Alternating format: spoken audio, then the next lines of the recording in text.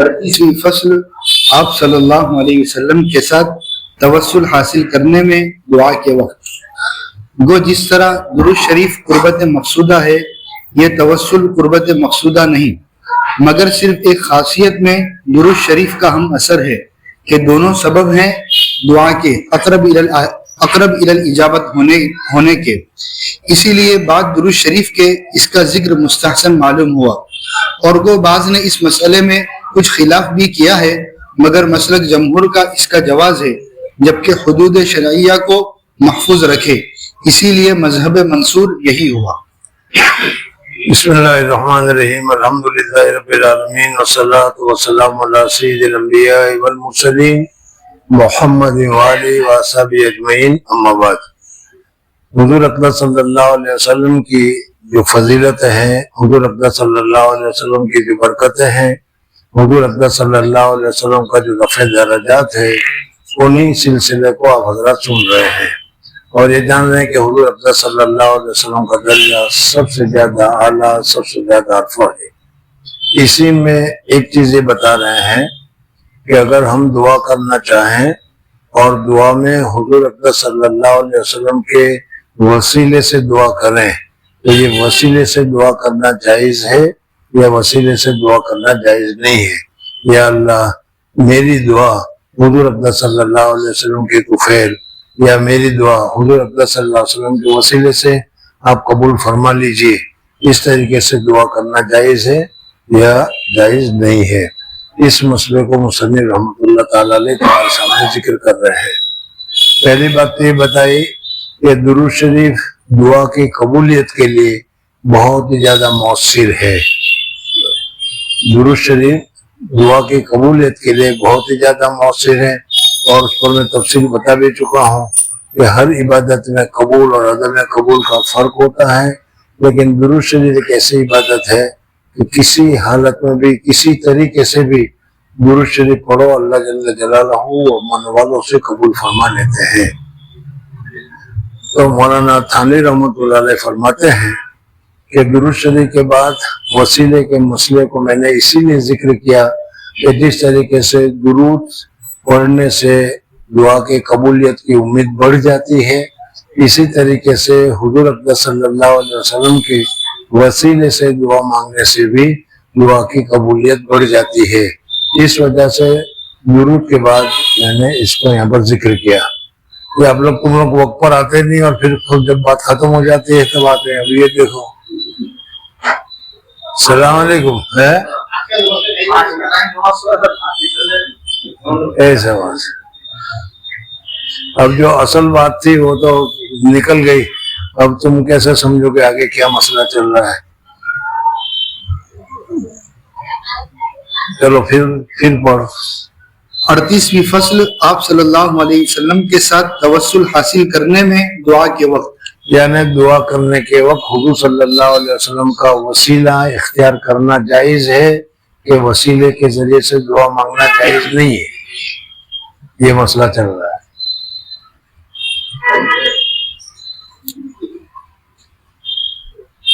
اور اس پر حضرت تھانوی رحمۃ اللہ تعالیٰ علیہ نے فرمایا کہ جس طریقے سے درود شریف کے متعلق ہم نے ابھی بتایا کہ درود شریف دعا کی قبولیت کے لیے بہت ہی زیادہ مؤثر ہے۔ درود پڑھو اور دعا کرو، یا دعا کرو اور درود پڑھو، تو اللہ جل جلالہ و من والہ اس دعا کو بہت جلدی قبول فرما لیتے ہیں۔ اور حضرت تھانوی رحمۃ اللہ تعالیٰ علیہ کا مقولہ میں نے نقل کیا تھا کہ چھوٹے بچے کو چنے دو تو وہ چنا کھانے کے لیے تیار نہیں ہوگا، لیکن میٹھے چنے آتے ہیں، وہ میٹھے چنے آ گو تو وہ مٹھائی کے ساتھ ساتھ وہ چنا بھی کھا جائے گا۔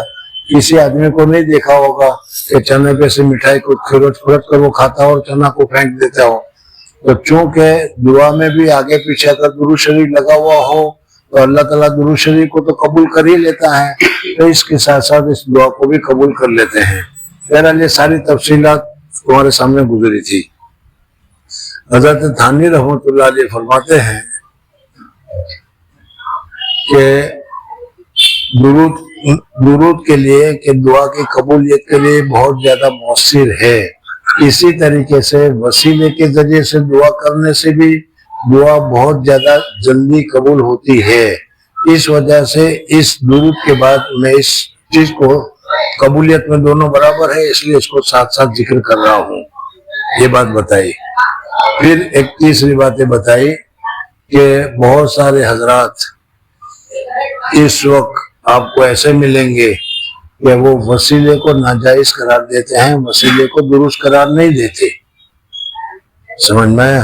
اب یہ صحیح ہے یا نہیں؟ وسیلہ مانگنا صحیح ہے کہ نہیں؟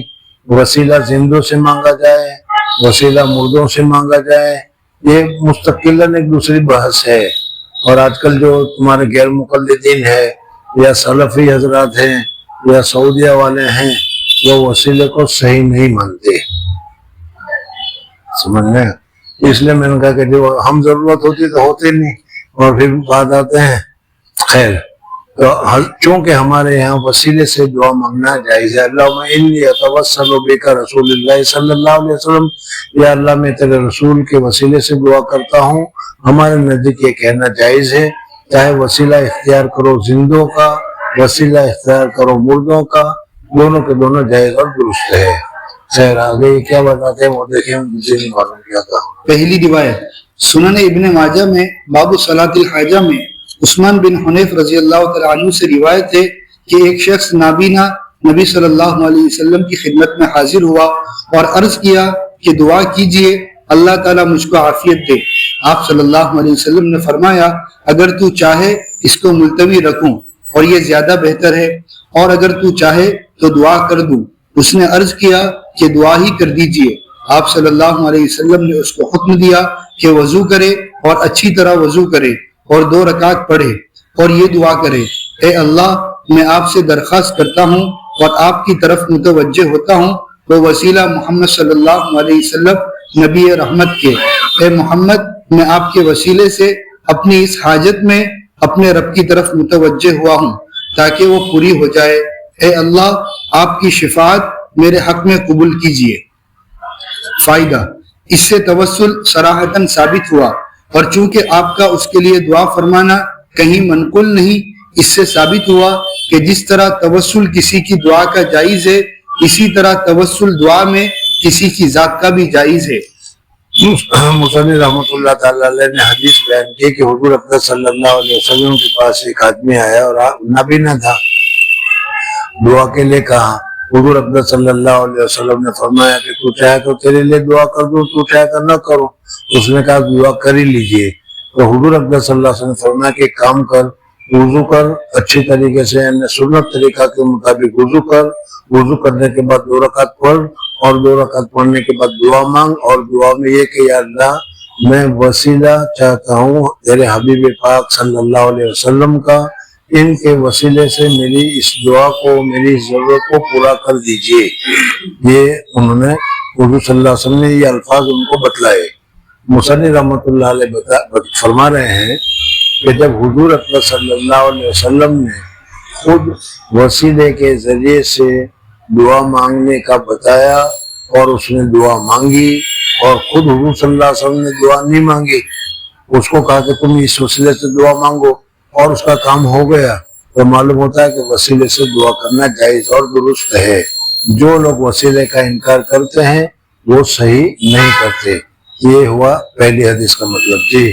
اور حاصل توسل فی دعا کا یہ ہے کہ اے اللہ فلاں بندہ آپ کا مورد رحمت ہے، اور مورد رحمت سے محبت اور اعتقاد رکھنا بھی موجب جلب رحمت ہے، اور ہم اس سے محبت اور اعتقاد رکھتے یعنی ہیں. حضور یہاں انہوں نے مطلق کہہ دیا، لیکن یہ کہ ہم وسیلہ جو مانگتے ہوئے اس میں یہ کہ اللہ فلان آدمی تیرے نزدیک بڑا متقی ہے، پرہیزگار ہے، اونچے درجے کا ہے، اور تو اس کو بہت چاہتا ہے، اور ایسے آدمی کہ جو بہت ہی زیادہ اونچا ہو، متقی ہو، پرہیزگار ہو، اس کے ذریعے سے ہم اگر تم سے کوئی مانگے تو آپ اس کو عطا فرماتے ہیں. اس لیے وسیلے کے لیے ایسی دعا کرنا جائز اور درست ہے. جی. اور توسل بالاعمال میں بھی تھوڑی یہی تقریر ہے کہ یہ اعمال آپ کے نزدیک موجب رحمت ہیں اور ان کا فاعل بھی مرحوم ہوتا ہے، اور ہم نے یہ اعمال کیے تھے بس ہم پر رحم فرما. دوسری بات بتاتے ہیں کہ چلو کسی آدمی کا وسیلہ نہیں لے رہے ہیں، لیکن نیک عمل کا وسیلہ لے رہے ہیں، تو نیک عمل کے وسیلے سے بھی دعا کرنا کہ یا اللہ میں نے یہ کام کیا تھا، اس کام کے بدلے میں خالص تیرے لیے کیا تھا، اس کام کے بدلے میں ہمارا یہ کام کر دے، تو یہ بھی نیک کام کا وسیلہ لینا بھی جائز ہے۔ حدیث پاک میں آتا ہے، 12 حدیث گزری کہ 3 آدمی جنگل میں سفر کر رہے تھے، بارش اور پریشانی کی وجہ سے غار میں داخل ہو گئے، غار کے اوپر ایک پتھر آ کر بند ہو گیا۔ انہوں نے 3 آدمی نے کہا کہ اپنا اپنا عمل اللہ تبارک و تعالیٰ کے لیے کیا، یاد آ گیا پورا قصہ، وہاں انہوں نے اپنے عمل کو کہ اللہ یہ کام میں نے خالص تیری رضا کے لیے کیا ہے، اس کی برکت سے ہمارے لیے یہ جو راستہ ہے اس راستے کو کھول دے، تو راستہ ان کے لیے کھل گیا۔ حدیث میں تفصیل ہے اس کی، تو معلوم ہوا کہ وسیلہ میں زندہ آدمی کے ذریعے سے وسیلہ لینا، جیسا کہ حضور صلی اللہ علیہ وسلم تھے اس طرح جائز ہے۔ اسی طریقے سے نیک عمل کے ذریعے سے بھی کہ اللہ میں نے اگر کوئی کام نیک کیا ہے تجھے پسند ہے، یا فلانا نیک کام ہے جو میں نے خالص تیری رضا کے لیے کیا ہے، اس کی برکت سے میرا یہ کام کر دے، تو یہ بھی وسیلہ لینا جائز۔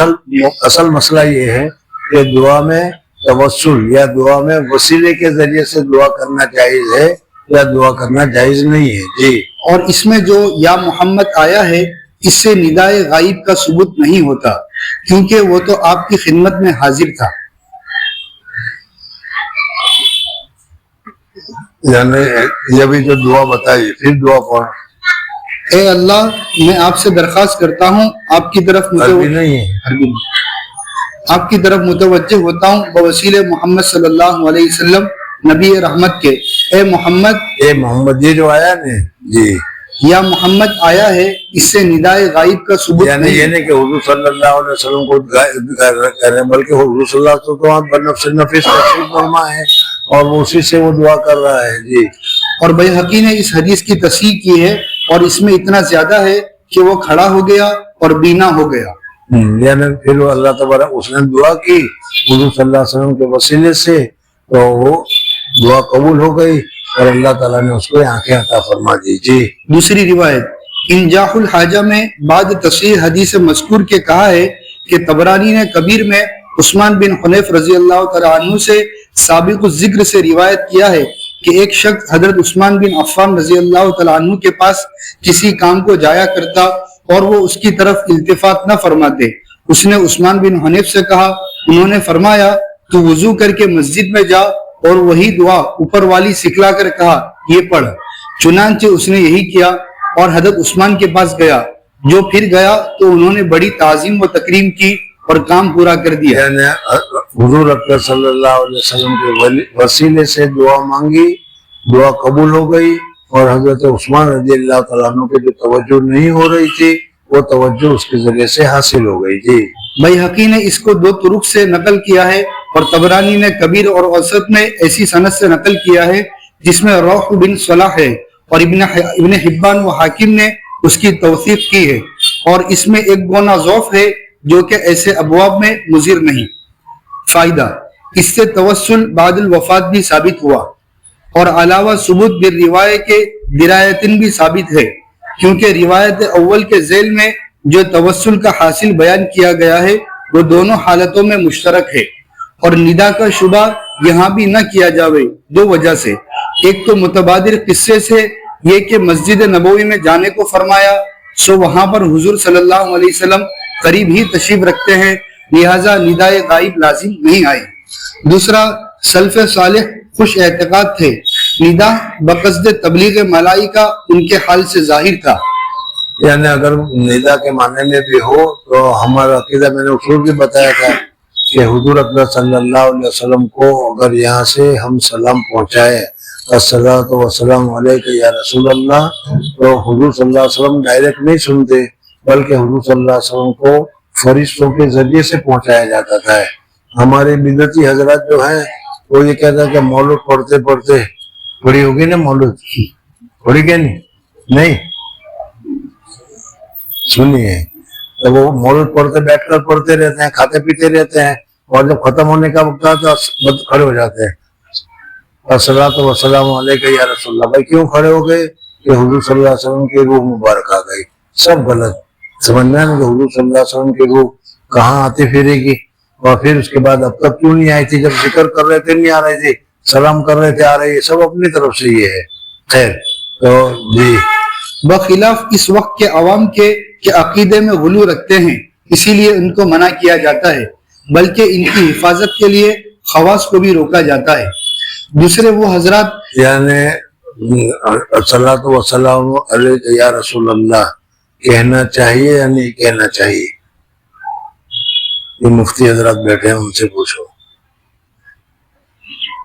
یا رسول اللہ کہنا چاہیے کہ نہیں کہنا چاہیے؟ کیوں ہے؟ نہیں تو کوئی صبح سے کوئی چیز ناجائز ہو جاتی ہے؟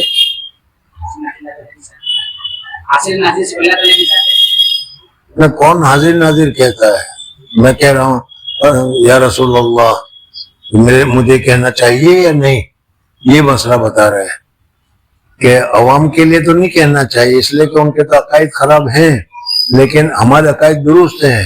اگر ہم درست عقائد والے کہیں تو کہہ سکتے ہیں، لیکن ہمارے الفاظ کو سن کر یہ لوگ جو ہیں وہ غلط استعمال کریں گے۔ حضرت کہتا ہوتا نے پچھے وہاں دو سے سمجھ میں، لیکن حضرت جو کہہ رہے تھے وہ صحیح عقیدہ کی وجہ سے کہہ رہے تھے، اور تم جو کہہ رہے ہو وہ غلط عقیدہ کی وجہ سے کہہ رہے ہو، اس وجہ سے یہ کہنا عوام کے سامنے جائز نہیں ہے۔ جی دوسرا وہ حضرات یہ ندا حاجت روا سمجھ کر نہ کرتے تھے۔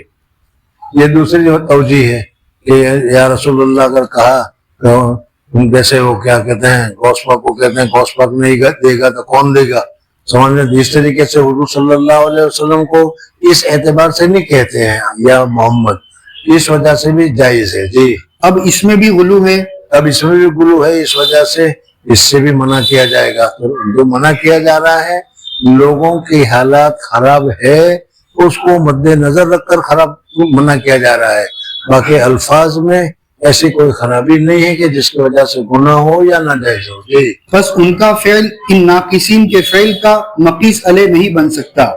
کار پاکا را قیاس از خود مگیر، اور یہی مراد ہے اختر کے اپنے اس قول سے آغاز فصل حاضہ میں کہ جبکہ حدود شرعیہ کو محفوظ رکھیں۔ تیسری روایت مشکات میں حضرت انس رضی اللہ تعالیٰ عنہ سے روایت ہے کہ حضرت عمر رضی اللہ تعالیٰ عنہ جب لوگوں پر قحط ہوتا تو حضرت عباس بن عبد المطلب کے واسطے سے دعا بارش کی کیا کرتے۔ یعنی حضور اکرم صلی اللہ علیہ وسلم کے زمانے میں تو حضور صلی اللہ علیہ وسلم کو کہہ دیا جاتا تھا، دعا فرماتے تھے، اللہ بارش نازل فرما دیتے تھے۔ حضرت عمر فاروق رضی اللہ تعالیٰ عنہ کا جب دور آیا اور اس وقت بارش نہیں ہوئی تو حضرت عمر فاروق رضی اللہ تعالیٰ عنہ حضور اکرم صلی اللہ علیہ وسلم کو چچا کو حضرت عباس چچا کو لے کر نکلے اور کہا کہ یا اللہ حضور صلی اللہ علیہ وسلم کے وقت ہم حضور صلی اللہ علیہ وسلم کے وسیلے سے مانگا کرتے تھے، لیکن اس وقت یہ حضور صلی اللہ علیہ وسلم کا چچا ہے، ان کے وسیلے سے ہم مانگتے ہیں کہ تم ہمارے پر بارش کو نازل فرمائیے۔ اللہ تعالیٰ نے بارش نازل کی۔ حضرت عمر فاروق رضی اللہ تعالیٰ عنہ سے بھی ثابت ہوا۔ پہلی حدیث میں خود حضور صلی اللہ علیہ وسلم نے ارشاد فرمایا، اب اس دوسری حدیث ابھی جو میں نے کہی اس میں حضرت عمر فاروق رضی اللہ تعالیٰ عنہ نے کیا ہے اپنے چچا حضرت عباس رضی اللہ تعالیٰ عنہ کا وسیلہ مانگا، دو ہوا۔ اے اللہ، ہم آپ کے دربار میں اپنے نبی صلی اللہ علیہ وسلم کا توسل کیا کرتے تھے، آپ ہم کو بارش دیتے تھے، اور اب ہم آپ کے دربار میں اپنے پیغمبر کے چچا کا توسل کرتے ہیں، سو ہم کو بارش دیجیے، چنانچہ بارش ہوتی۔ روایت کیا اس کو بخاری نے۔ فائدہ، اس حدیث سے غیر نبی کے ساتھ بھی توسل جائز نکلا۔ یعنی کہا کہ نبی کے ذریعے سے توسل پکڑنا ضروری نہیں، نبی کے علاوہ کسی دوسرے نیک آدمی کے ذریعے سے بھی تم توسل پکڑو اور دعا مانگو تو یہ جائز اور درست ہے۔ حضور صلی اللہ علیہ وسلم کے چچا کے ذریعے سے یہ مانگا گیا۔ اسی طریقے سے آدمی کا ہونا بھی ضروری نہیں، کوئی نیک عمل اچھا ہے جو خالص تم نے اللہ تبارک و تعالیٰ کے لیے کیا ہے اس کو سامنے رکھ کر مانگو، جیسے کہ بخاری کی حدیث بیان کی تھی، 3 آدمی غار میں پھنس گئے اور ہر ایک نے اپنا اپنا عمل سے دعا کی، اللہ تعالیٰ نے ان کو غار سے چھٹکارا دے دیا۔ تو ان ساری چیزوں کے ذریعے سے معلوم ہوتا ہے کہ وسیلے کے ذریعے سے دعا کرنا، اللہم انی اتوسل بک الی حبیبک محمد صلی اللہ علیہ وسلم، یہ بھی جائز ہے۔ کسی نیک آدمی کے ذریعے سے मांगो तो भी जायज है, नेक अमल अगर हो तो भी जायज है। जी इस हदीस से गैर नबी के साथ भी तवस्सुल जायज निकला, जबकि उसको नबी से कोई ताल्लुक हो, कराबत हिस्सिया का या कराबत मानविया का। कराबत हिस्सिया का हजरत अब्बास रज़ियल्लाहु तआला अन्हु हुजूर अकबर सल्लल्लाहु अलैहि वसल्लम के चचा थे, तो नसब के एतबार से हुजूर सल्लल्लाहु अलैहि वसल्लम के साथ ताल्लुक था। लेकिन अगर कोई अल्लाह वाला है, वो हुजूर सल्लल्लाहु अलैहि वसल्लम का चचा नहीं है, लेकिन नेक, तकवा, परहेजगारी, बुजुर्गी, इसकी वजह से गोया कि वो हुजूर अकबर सल्लल्लाहु अलैहि वसल्लम का एक सच्चा उम्मती है, इस माना कर हुजूर अकबर सल्लल्लाहु अलैहि वसल्लम से उसको भी ताल्लुक है। जी या कराबत मानविया का तो तवस्सुल बिन नबी की एक सूरत ये भी निकली, और अहले फहम ने कहा है कि इस पर मुतनब्बे करने के लिए हजरत उमर ने हजरत अब्बास रजी अल्लाह तआला अन्हु से तवस्सुल किया, न इसलिए कि पैगंबर सल्लल्लाहु अलैहि वसल्लम के साथ वफात के बाद तवस्सुल जायज न था। अब ये लोग जवाब देते हैं, मैंने अभी बताया ना कि बहुत सारे हजरात आपके बिदती हजरात वगैरह या इनके अलावा आजकल के सलफी हजरात या जो है सऊदिया वगैरह वाले, वो बिल्कुल वसीले को जायज ही करार नहीं देते और मना करते हैं। तो इसलिए बताया कि देखो यहाँ तो हदीस के जरिए से तो तवस्सुल मालूम हो, जब तवस्सुल करना जायज मालूम हुआ तो मना करने की कोई वजह नहीं है। जी और चूंकि इस तवस्सुल पर किसी सहाबी से नकीर मनकुल नहीं, अब इसलिए उसका जवाब में ये कहते हैं हजरत उमर फारूक रज़ियल्लाहु तआला अन्हु ने ये हदीस जो भी बताई, हजरत उमर फारूक रज़ियल्लाहु तआला अन्हु ने हजरत अबू बकर सिद्दीक रज़ियल्लाहु तआला अन्हु से वसीला पकड़ा, तो कहा कि फिर यही तो हम भी कहते हैं कि हुजूर सल्लल्लाहु अलैहि वसल्लम जिंदा नहीं है, वफात पा गए इसलिए उनसे वसीला जायज नहीं है, इस वजह से चचा का वसीला लिया, उल्टा पकड़ लेते वो। समझ में आया नहीं? तो हजरत फरमाते हैं कि इससे ये मालूम हुआ कि क्या है, जिंदा होना कोई जरूरी नहीं। जी चौथी रिवायत अबुल जौजा से रिवायत है कि मदीना में सख्त कहत हुआ, लोगों ने हजरत आयशा रजी अल्लाह तआला अन्हा से शिकायत की, आपने फरमाया नबी सल्लल्लाहु अलैहि वसल्लम की कब्र मुबारक को देखकर उसके मुकाबिल आसमान की तरफ उसमें एक मनफस कर दो, यहाँ तक कि उसके और आसमान के दरमियान हिजाब न रहे। चुनांचे ऐसा ही किया तो बहुत जोर की बारिश हुई। इसको दारमी ने रिवायत किया है।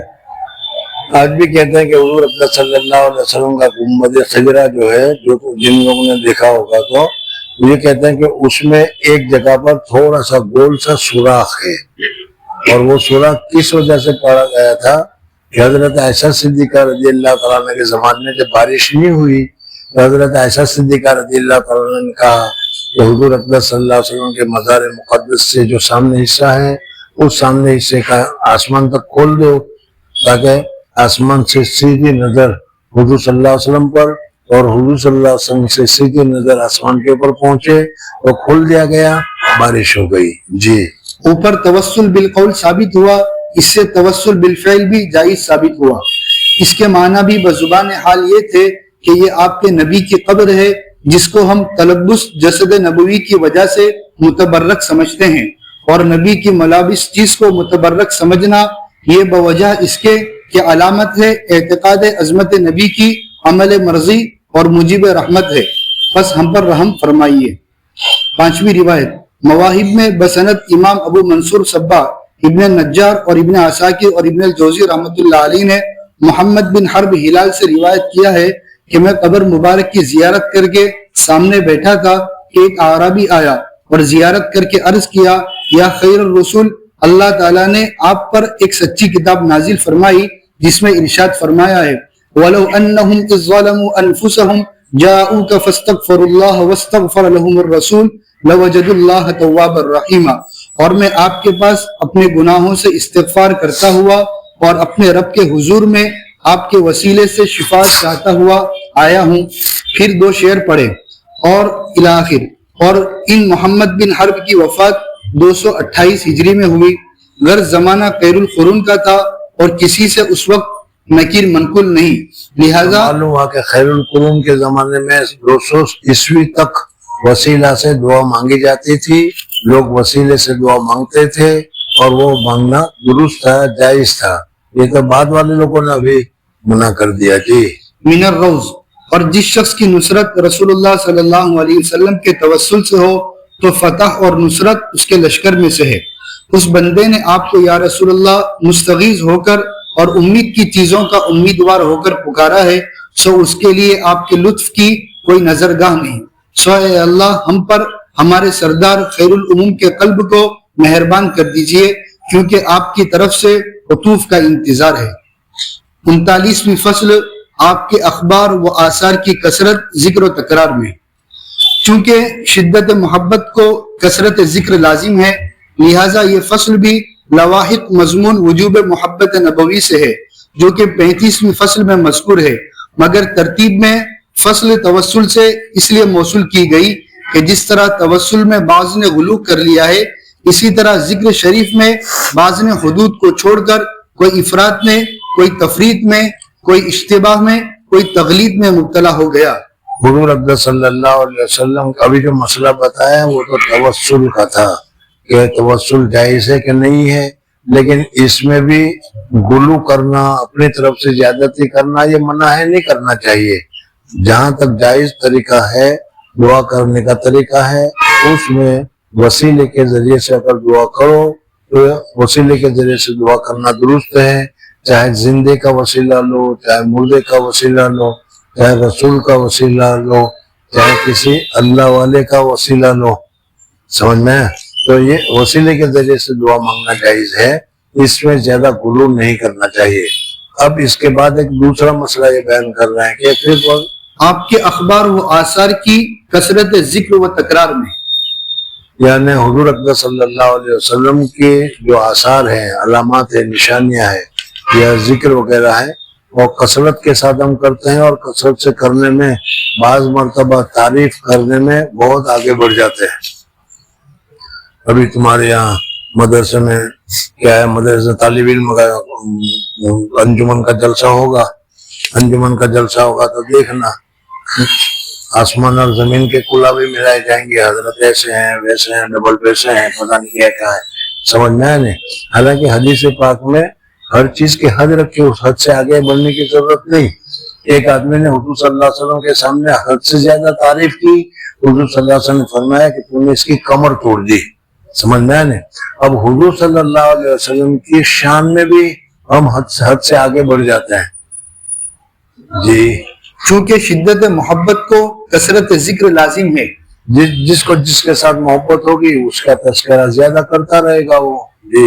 لہذا یہ فصل بھی لواحق مضمون وجوب محبت نبوی سے ہے، اس وجہ سے اس کو یہاں پر ذکر کیا، یہ کہنا چاہ رہے ہیں حضرت تھانوی جی، جو کہ 35ویں فصل میں مذکور ہے، مگر ترتیب میں فصل توسل سے اس لیے موصول کی گئی کہ جس طرح توسل میں بعض نے غلو کر لیا ہے، اسی طرح ذکر شریف میں بعض نے حدود کو چھوڑ کر کوئی افراط میں، کوئی تفریط میں، کوئی اشتباہ میں، کوئی تغلید میں مبتلا ہو گیا، جس کا مختصراً اس فصل میں بیان کیا جاوے گا۔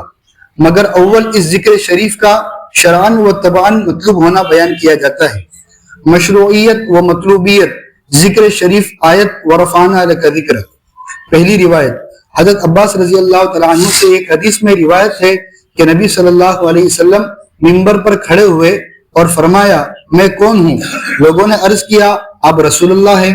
آپ صلی اللہ علیہ وسلم نے فرمایا کہ میں رسول تو ہوں ہی، مگر دوسرے فضائل حسبی و نسبی بھی رکھتا ہوں، چنانچہ میں محمد بن عبداللہ بن عبد المطلب ہوں۔ اللہ تعالیٰ نے خلق کو جو کہ جن وغیرہ کو بھی شامل ہے پیدا کیا، اور مجھ کو ان کے بہترین یعنی انسان میں سے کیا، پھر انسانوں کو دو فرقے یعنی عجم و عرب بنائے، اور مجھ کو بہترین فرقہ یعنی عرب میں کیا، پھر ان عرب کو مختلف قبیلے بنائے، اور مجھ کو بہترین قبیلہ یعنی قریش میں بنایا، پھر ان قریش کو کئی خاندان بنائے، اور مجھ کو بہترین خاندان یعنی بنی ہاشم میں بنایا۔ پس میں اپنی ذات کے اعتبار سے بھی سب سے افضل ہوں، اور خاندان کے اعتبار سے بھی سب سے افضل ہوں۔ روایت کیا اس کو ترمذی نے۔ فائدہ اس حدیث سے ثابت ہوا کہ آپ نے اپنے فضائل کا ذکر برسر منبر فرمایا۔ دوسری حدیث فقی ابو اللیث نے تنبیہ الغافلین میں اپنی سند متصل سے حضرت علی رضی اللہ تعالیٰ عنہ سے روایت کیا ہے کہ جب سورہ اذا جاء نصر اللہ آپ کے مرض میں نازل ہوئی، سو آپ نے توقف نہیں فرمایا، جمعرات کے روز باہر تشریف لائے اور منبر پر بیٹھے، اور حضرت بلال کو بلا کر فرمایا کہ مدینہ میں اعلان کر دو کہ رسول اللہ صلی اللہ علیہ وسلم کی وصیت سننے کو جمع ہو جاؤ۔ چنانچہ حضرت بلال نے پکار دیا اور چھوٹے بڑے سب جمع ہو گئے۔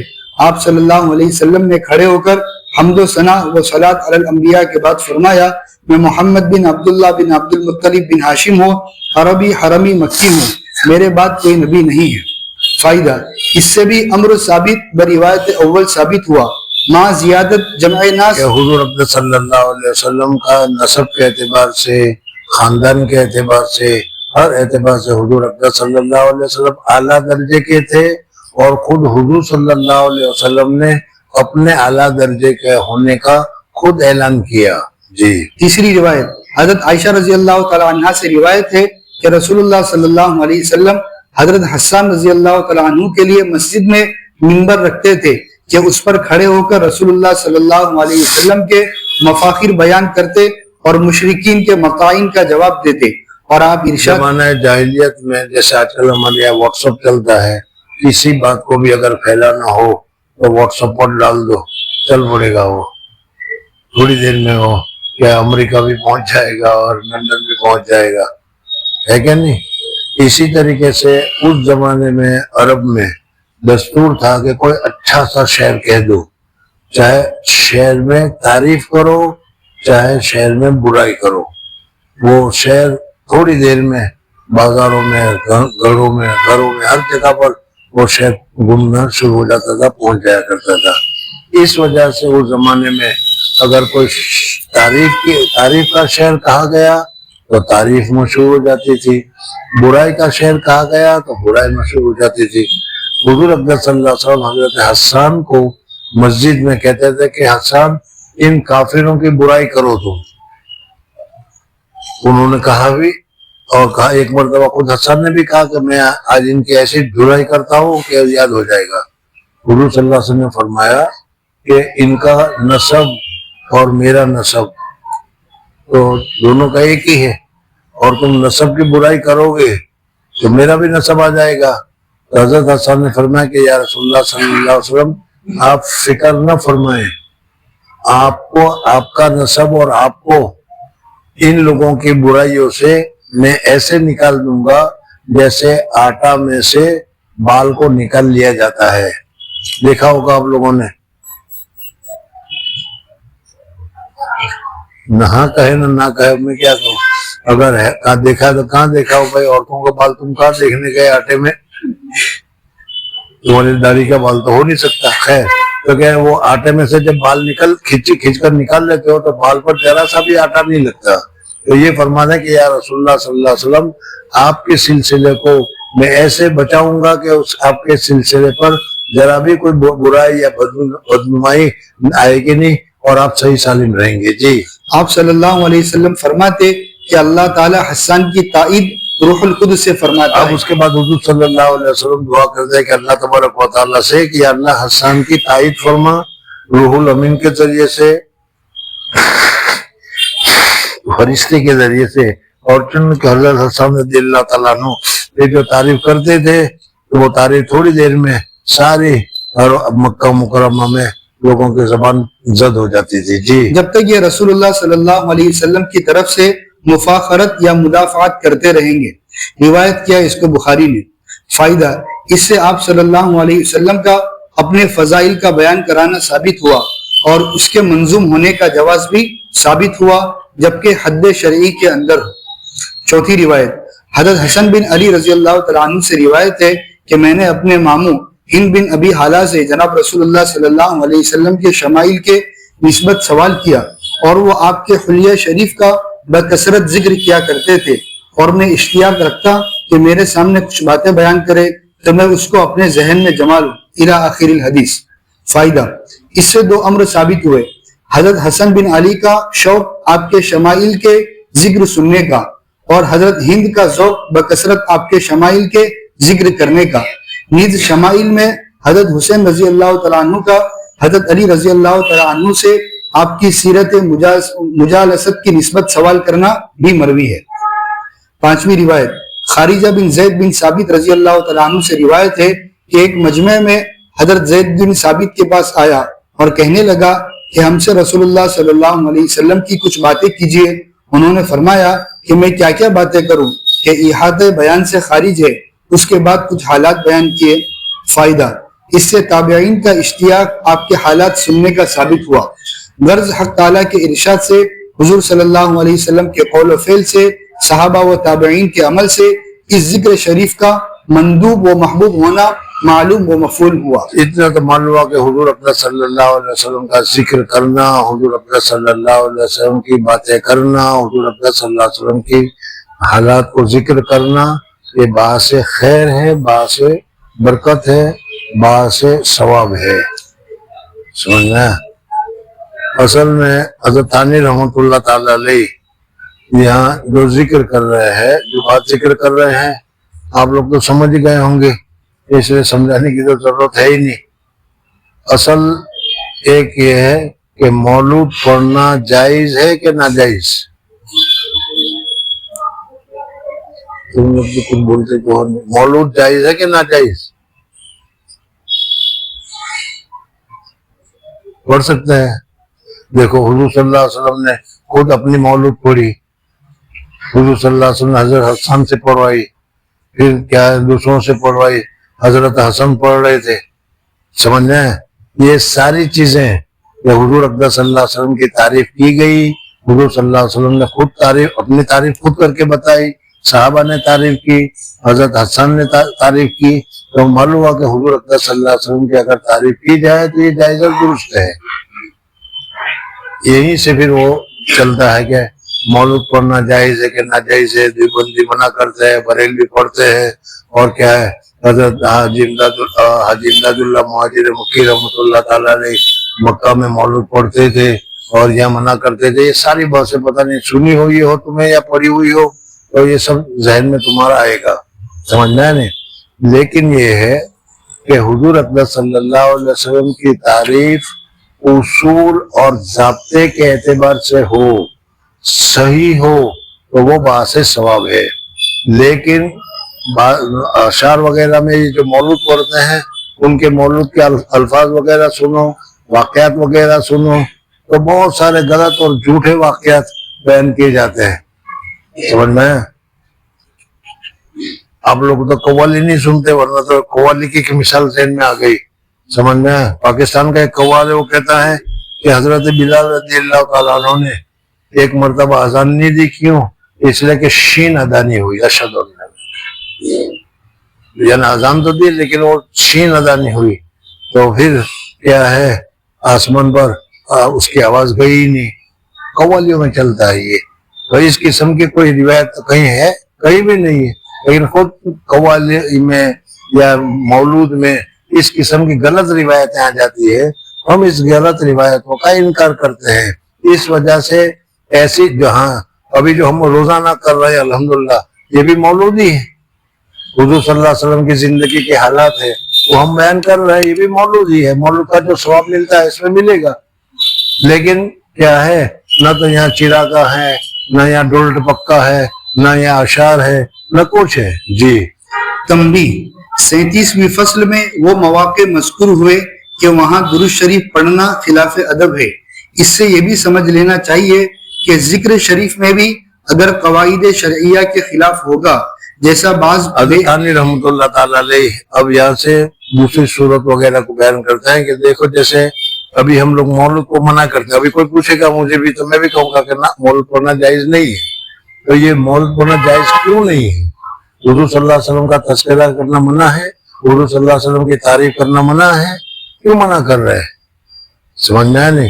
یا رسول اللہ کہنا کیوں منع ہے؟ کیوں منع کر رہے ہیں؟ یا رسول اللہ کہنا منع ہے اگر حاضر ناظر کا نہ ہو، اور ویسے اگر کوئی آدمی بلائے او فلانے، تو اس کے لیے حاضر ہر وقت موجود رہنا چاہیے، دور ہو تو ابھی او فلانے کہہ سکتے ہو تم۔ یہ ساری بحثیں آتی ہے، سمجھ میں آئے نا؟ تو اس سب کا جواب یہ ہے کہ چونکہ لوگوں کا مزاج خراب ہے، لوگوں کے عقائد خراب ہے، لوگوں کا دماغ خراب ہے، اور اس سے یہ غلط استدلال کرتے ہیں، اس وجہ سے ہم اس کو منع کرتے ہیں۔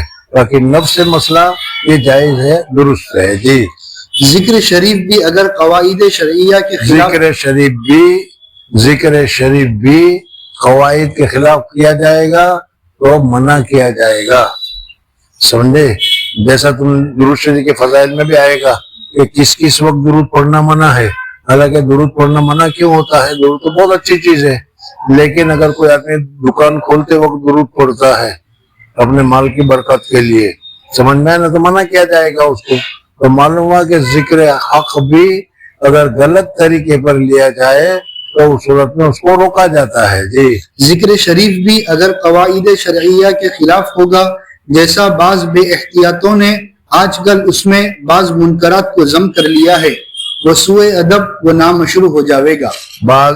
بعض کیا ہے؟ بے احتیاطوں نے، بعض بے احتیاطوں نے آج کل اس میں بعض منکرات کو شامل کر لیا ہے. مولود کی مجلس تو بہت اچھی مجلس ہے، جیسے ہماری اب چل رہی ہے، لیکن اس میں دیا ہونا چاہیے، پھر اس کے اندر خوشبو کے لیے عطر ہونا چاہیے، تاکہ کیا ہے عطر یہ لوگ تو گئے نہیں اس لیے معلوم نہیں ہے، ان کو کہنے سے فائدہ بھی نہیں. مولود کی مجلس میں کبھی گئے کہ نہیں گئے؟ اچھا ہے، چلو جان دیں. گئے ہوتے تو پتہ یاد آئے گا، تو یاد رکھنا. یہ چل وہ سوء ادب و نامشروع ہو جائے. یہ سوء ادب اور نامشروعی ہو جائے گا. پھر جس کے یہاں جاؤ گے وہاں عورتیں بھی ہوگی، وہ بھی سنیں گی. اور اب تو کیا ہے، عورتوں کو بھی حال چڑھتا ہے، ناچتی ہے کودتی ہے کہ نہیں؟ دیکھا ہوگا. جی ہاں، سمجھ میں آئے. یہ سب چیزیں ناجائز ہے. کیا مولود کی مجلس میں ہوتا ہے، اس لیے ہم اس کو منع کرتے ہیں. جی خلاصہ یہ کہ محبت کے ساتھ ادب نہایت ضروری ہے. طرق العشق کلھا آداب ادب النفس ایھا الاصحاب. من القصیدہ. میں نے آن حضرت صلی اللہ علیہ وسلم کی بذریعے مدح و نعت خدمت کی. میں اس کے ذریعے سے اس عمر کے گناہوں کی معافی چاہتا ہوں جو شعر گوئی اور ارباب دنیا کی خدمت میں اور مدح و ثنا میں دنیا داروں کے ثنا میں، دنیا داروں کی تعریف میں نے اشعار کہہ کے گناہ کیا تھا. اب حضور صلی اللہ علیہ وسلم کے شان میں اشعار کہہ کے میں اس سارے گناہوں سے توبہ کرتا ہوں. اور جب سے میں نے تعریفات حضرت نبوی اپنے افکار کو لازم کر دیے تو میں نے اس کو اپنی نجات کے لیے نہایت عمدہ مصاحب اور ضامن پایا. اور وہ تونگری جو بذریعہ حضرت صلی اللہ علیہ وسلم حاصل ہوگی وہ ہرگز کسی ہاتھ کو خالی و محتاج نہیں چھوڑے گی، بلکہ سب کو مالا مال کر دے گی. کیونکہ آپ کا فیض مثل عام باران کے ہے کہ وہ زمین بارش، جو عام بارش ہوتی ہے وہ کسی جگہ پر خالی نہیں ہوتی، ہر جگہ پر بارش کے چھینٹے پہنچ جاتے ہیں. اسی طریقے سے حضور اقدس صلی اللہ علیہ وسلم کا فیض، حضور اقدس صلی اللہ علیہ وسلم کی برکت ہر ایک جگہ پر پہنچتی ہے. جی کہ وہ زمین ہے لائق زراعت کو جس میں اس کا پانی، زمین ہے لائق زراعت، یعنی وہ زمین جو زراعت کے لائق ہو اس پر پانی گرے گا تو وہاں کھیتی پیدا ہوگی. جس جگہ پر پانی گرے گا وہ زمین لائق زراعت نہ ہو تو کچھ بھی پیدا نہیں ہوگا. جی جس میں اس کا پانی بخوبی ٹھہرتا ہے، تر و تازہ کرتا ہے. اس میں اشارہ ہے کہ حضور صلی اللہ علیہ وسلم کا ذکر اور مدح بغرض انتفاع کے اہل دنیا سے نہ ہونا چاہیے. یعنی حضور صلی اللہ علیہ وسلم کی تعریف یا حضور صلی اللہ علیہ وسلم کے مجلس اگر کوئی دنیا کمانے کے لیے، دنیاوی فائدہ حاصل کرنے کے لیے اگر کرتا ہے تو بھائی اتنی بڑی چیز کو، شال ہے کشمیری، بہت قیمتی ہے، بہت مہنگی ہے، اس کو کوئی استنجا کے لیے استعمال کرتا ہے تو ہم تو ایسا ہی ہو گیا کہ اتنی بڑی چیز اللہ کی رضامندی حاصل ہونی چاہیے، حضور صلی اللہ علیہ وسلم کی خوشنودی حاصل ہونی چاہیے. اس کی جگہ پر تم پیسے کے لیے، دنیا کے لیے، شہرت کے لیے کر رہے ہو، یہ کہاں صحیح ہے. جی 40ویں فصل بس کر دیں. کتنی فصل ہے؟ نہیں پھر ختم. جی چلو اس کے بعد درود شریف. اچھا چلو اچھا ہے، اس لیے کہ یہ ہماری مجلس کا اختتام آ رہا ہے. جمعہ یہ نہیں، اس جمعہ بخاری کے ختم والی جمعہ نہیں، بخاری کی ہے مسلسلات کی ختم والی جمعہ کی آخری مجلس ہوگی، اور اس وقت انشاءاللہ دعا کریں گے. پھر آئندہ جمعہ سے دیکھیں گے کیا ہوتا ہے انشاءاللہ. حضرت تھانوی رحمۃ اللہ علیہ کے، یہ تو ابھی میں نے بہت مختصر میں کہا، لیکن اس مولود کے سلسلے میں حضرت تھانوی رحمۃ اللہ تعالیٰ علیہ کو بدعتیوں نے، حضرت مولانا رشید احمد گنگوئی رحمۃ اللہ تعالیٰ علیہ کو بدعتیوں نے कुफ्र तक के, हुजूर सल्लल्लाहु अलैहि वसल्लम की बेइज्जती तक के खुतबे बहुत सारे लगाए हैं। इसलिए कि हम इस मौलूद को जो मौजूदा तरीके पर पढ़ी जाती है, समझ में आया नहीं, ये तरीका सही नहीं है। बाकी हुजूर सल्लल्लाहु अलैहि वसल्लम की तारीफ करना, हुजूर सल्लल्लाहु अलैहि वसल्लम का तज़किरा करना, हुजूर अकबर सल्लल्लाहु अलैहि वसल्लम की बातचीत करना, ये कोई ममानियत नहीं है, लेकिन अकीदा सही होना चाहिए। अल्लाह जल्ल शानहू जल्ल जलालहू मुझे और आप हज़रात को तौफीक अता फरमाए। सुब्हानल्लाहि व बिहम्दिही, सुब्हानकल्लाहुम्मा व बिहम्दिका, नशहदु अन ला इलाहा इल्ला अंता, नस्तगफिरुका व नतूबु इलैक।